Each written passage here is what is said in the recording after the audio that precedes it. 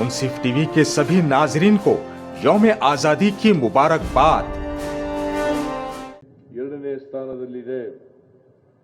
ನಮ್ಮ ಸರ್ಕಾರವು ಕಲ್ಯಾಣ ಕಾರ್ಯಕ್ರಮಗಳ ಜೊತೆಯಲ್ಲಿ ಮೂಲಸೌಕರ್ಯಗಳ ಅಭಿವೃದ್ಧಿ ಕಾರ್ಯಕ್ರಮಗಳನ್ನು ಸಮಾನವಾಗಿ ನೋಡುತ್ತಿದೆ।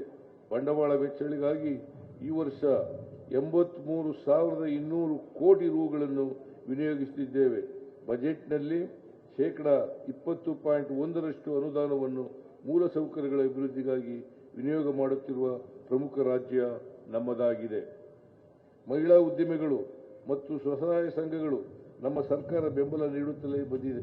ನಮ್ಮ ಗ್ಯಾರಂಟಿ ಯೋಜನೆಗಳು ಅವರ ಸದ್ದಿಲ್ಲದ ಛಲವನ್ನು ಕಣ್ಣಿಗೆ ಕಾಣುವ ಯಶಸ್ಸನ್ನಾಗಿ ಪರಿವರ್ತನೆ ಮಾಡುತ್ತಿವೆ। ನಾವು ಕ್ರೀಡೆ, ಕಲೆ ಮತ್ತು ವಿಜ್ಞಾನದಲ್ಲಿ ಸಾಧಕರನ್ನು ಗುರುತಿಸುತ್ತಿದ್ದೇವೆ। ಪ್ರತಿಯೊಂದು ರೀತಿಯ ಪ್ರತಿಭೆಗೂ ಅದಕ್ಕೆ ಅರ್ಹವಾದ ಗೌರವ ಸಿಗುವಂತೆ ಮಾಡುತ್ತಿದ್ದೇವೆ। ರೈತನ ಮಗ ವಿಜ್ಞಾನಿಯಾಗಬೇಕು, ನೇಕಾರನ ಮಗಳು ಉದ್ಯಮಿಯಾಗಬೇಕು ಮತ್ತು ಪ್ರತಿಯೊಂದು ಮಗುವಿಗೂ ತನ್ನ ಭವಿಷ್ಯ ತನ್ನ ಕೈಯಲ್ಲಿದೆ ಎಂಬ ಭಾವನೆ ಮೂಡುವಂತಹ ವಾತಾವರಣ ನಿರ್ಮಿಸುವ ನಿಟ್ಟಿನಲ್ಲಿ ಶ್ರಮಿಸಬೇಕಾಗಿದೆ। ಅಭಿವೃದ್ಧಿಯ ಉತ್ತುಂಗ ತಲುಪಿ ಸಮಾಜಕ್ಕೆ ಮರಳಿ ಕೊಡುಗೆ ನೀಡುವುದೇ ಅತ್ಯುನ್ನತ ಸ್ವಾತಂತ್ರ್ಯ। ಕರ್ನಾಟಕ ರಾಜ್ಯ ಈಗಾಗಲೇ ಭಾರತದ ಐಟಿ ರಾಜಧಾನಿಯಾಗಿದೆ ಮತ್ತು ಈಗ ನಾವು ಜಗತ್ತಿನ ನಾವೀನ್ಯತಾ ರಾಜಧಾನಿಯಾಗುವತ್ತ ಹೆಜ್ಜೆ ಇರಿಸಿದ್ದೇವೆ। ನಾವು ಕ್ವಾಂಟಮ್ ತಂತ್ರಜ್ಞಾನ, ಕೃತಕ ಬುದ್ಧಿಮತ್ತೆ, ನವೀಕರಿಸಬಹುದಾದ ಇಂಧನ ಮತ್ತು ಜೈವಿಕ ತಂತ್ರಜ್ಞಾನದಲ್ಲಿ ಮುಂಚೂಣಿಯಲ್ಲಿದ್ದೇವೆ। ದೇಶದ ಮೊದಲ ಕ್ವಾಂಟಮ್ ಕಂಪ್ಯೂಟರ್ ಕರ್ನಾಟಕದಲ್ಲಿದೆ। ನಮ್ಮ ಕರ್ನಾಟಕ ಕ್ವಾಂಟಮ್ ಮಿಷನ್ ವಿಜ್ಞಾನದ ಭವಿಷ್ಯವನ್ನು ರೂಪಿಸಲಿದೆ। ನಾವು ಕೇವಲ ಉದ್ಯೋಗಗಳನ್ನು ಸೃಷ್ಟಿಸುತ್ತಿಲ್ಲ, ಜನರ ಜೀವನವನ್ನು ಬದಲಾಯಿಸುವಂತಹ ಆಲೋಚನೆಗಳು, ಆವಿಷ್ಕಾರಗಳು ಮತ್ತು ಹೊಸತನಗಳನ್ನು ಸೃಷ್ಟಿಸುತ್ತಿದ್ದೇವೆ। ನಮ್ಮ ಈ ಆಲೋಚನೆಗಳು ಗಡಿಯಾಚೆಗೂ ತಲುಪಿವೆ।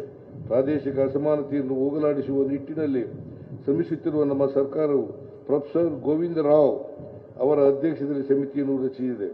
ಈ ಸಮಿತಿಯು ವರದಿಯನ್ನು ನೀಡಿದ ಕೂಡಲೇ ಅದನ್ನು ಅನುಷ್ಠಾನ ಮಾಡಲು ಪ್ರಾಮಾಣಿಕ ಪ್ರಯತ್ನ ಮಾಡುತ್ತೇವೆ। ನಾವೆಲ್ಲರೂ ಗಮನಿಸಿರುವ ಹಾಗೆ ನಮ್ಮ ಹೊಸ ತಲೆಮಾರು ಮೊಬೈಲ್ ಫೋನು, ಇಂಟರ್ನೆಟ್ ಮುಂತಾದವುಗಳ ಭರಾಟೆಯಲ್ಲಿ ವಿಪರೀತ ತಲ್ಲಣಗಳನ್ನು ಎದುರಿಸುತ್ತಿದೆ। ಖಿನ್ನತೆ, ಆತಂಕ, ವಿನಾಕಾರಣ ಸಿಟ್ಟು, ದ್ವೇಷ ಮುಂತಾದ ಭಾವನೆಗಳಲ್ಲಿ ಸಿಲುಕಿ ಸಂಕಷ್ಟಪಡುತ್ತಿದೆ। ಈ ಸಾಮಾಜಿಕ ಸಮಸ್ಯೆಯನ್ನು ಹೋಗಲಾಡಿಸಲು ನಾವೆಲ್ಲರೂ ಸೇರಿ ಹೊಸ ದಾರಿಗಳನ್ನು ಹುಡುಕಿಕೊಳ್ಳಬೇಕಾಗಿದೆ। ಈ ನಿಟ್ಟಿನಲ್ಲಿ ನಾವು ಮೊಬೈಲ್ ಬಿಡಿ, ಪುಸ್ತಕ ಹಿಡಿ ಮತ್ತು ಓದು ಕರ್ನಾಟಕ ಎಂಬ ಕಾರ್ಯಕ್ರಮವನ್ನು ರೂಪಿಸಿದ್ದೇವೆ। ಕರ್ನಾಟಕವನ್ನು ನಕ್ಸಲ್ ಮುಕ್ತ ರಾಜ್ಯವೆಂದು ಘೋಷಿಸಿದ್ದೇವೆ। ಹಾಗೆಯೇ ನಾವೆಲ್ಲರೂ ನಮ್ಮ ಹೆಮ್ಮೆಯ ರಾಜ್ಯವನ್ನು ಡ್ರಗ್ಸ್ ಮುಕ್ತ ರಾಜ್ಯವನ್ನಾಗಿ ಘೋಷಿಸಬೇಕಾಗಿದೆ। ಈ ಹೋರಾಟದಲ್ಲಿ ಪ್ರತಿ ಪ್ರಜೆಯೂ ಯೋಧರಂತೆ ಕೆಲಸ ಮಾಡಬೇಕಾಗಿದೆ। ಸರ್ಕಾರವು ಈಗಾಗಲೇ ಈ ವಿಚಾರದಲ್ಲಿ ಸಕಲ ಆಯಾಮಗಳಲ್ಲಿ ಕೆಲಸ ಮಾಡುತ್ತಿದೆ। ಒಕ್ಕೂಟ ಸರ್ಕಾರವು ತೆರಿಗೆ ಮುಂತಾದ ಸಂಪನ್ಮೂಲಗಳನ್ನು ಹಂಚುವಾಗ ನಿಷ್ಪಕ್ಷಪಾತದ ಧೋರಣೆ ಅನುಸರಿಸುತ್ತಿಲ್ಲ। ಐಟಿ, ಇಡಿ, ಸಿಬಿಐ ಮತ್ತು ಕೆಲವು ಸಂವಿಧಾನಿಕ ಸಂಸ್ಥೆಗಳು ಪ್ರಜಾಪ್ರಭುತ್ವದ ಹಾಗೂ ಸಂವಿಧಾನದ ನೈಜ ಮೌಲ್ಯಗಳ ಉಳಿವಿಗಾಗಿ ಕಾರ್ಯನಿರ್ವಹಿಸುತ್ತಿಲ್ಲ ಎಂಬ ಆಕ್ರೋಶವು ವಿವಿಧ ವೇದಿಕೆಗಳಿಂದ ವ್ಯಕ್ತವಾಗುತ್ತಿದೆ। ಈ ಕುರಿತು ಜವಾಬ್ದಾರಿ ನಾಗರಿಕರೆಲ್ಲ ಧ್ವನಿ ಎತ್ತಬೇಕಾಗಿದೆ। ಕರ್ನಾಟಕವನ್ನು ಸರ್ವ ಜನಾಂಗದ ಶಾಂತಿಯ ತೋಟವನ್ನಾಗಿಯೇ ಉಳಿಸಿಕೊಳ್ಳುವುದು ನಮ್ಮೆಲ್ಲರ ಜವಾಬ್ದಾರಿಯಾಗಿದೆ। ಸಾಮರಸ್ಯದಿಂದ ಕೂಡಿದ ಸಮೃದ್ಧ ಕರ್ನಾಟಕವನ್ನು ನಿರ್ಮಾಣ ಮಾಡುವುದರ ಮೂಲಕ ಪ್ರಸಕ್ತ ಭಾರತವನ್ನು ಕಟ್ಟೋಣ। ಸ್ವಾತಂತ್ರ್ಯ, ಸಂವಿಧಾನ ಹಾಗೂ ನೈಜ ಪ್ರಜಾಪ್ರಭುತ್ವದ ಮೌಲ್ಯಗಳನ್ನು ಜೀವಕ್ಕಿಂತ ಮಿಗಿಲು ಎಂದು ಭಾವಿಸೋಣ।